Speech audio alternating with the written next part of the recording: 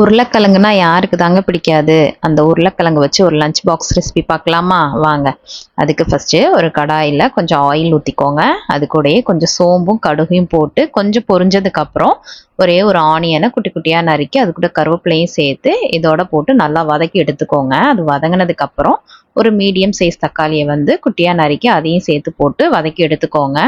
அதுக்கப்புறம் ஒரு ஸ்பூன் கரம் மசாலா, ஒரு ஸ்பூன் மிளகாய்த்தூள், அரை ஸ்பூன் மஞ்சள்தூள், கொஞ்சம் பெருங்காயத்தூள் சேர்த்து போட்டு அதோட உப்பையும் போட்டு நல்லா மிக்ஸ் பண்ணி எடுத்துக்கோங்க. அதுக்கப்புறம் ஒரே ஒரு உருளைக்கிழங்கு, பெரிய சைஸ் உருளைக்கிழங்கு இந்த மாதிரி கட் பண்ணி அந்த மசாலாவோட போட்டு நல்லா வதக்கி எடுத்துட்டு ஒரு மூடி போட்டு ஒரு 5 நிமிஷம் மூடிடுங்க.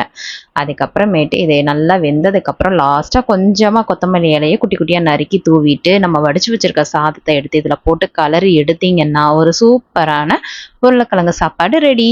இதே மாதிரி நீங்களும் ட்ரை பண்ணி பாருங்க. பார்த்துட்டு எப்படி இருக்குன்னு சொல்லுங்க. என்னோட வீடியோ பிடிச்சிருந்தா லைக் அண்ட் சப்ஸ்கிரைப் பண்ணுங்க. தேங்க்யூ.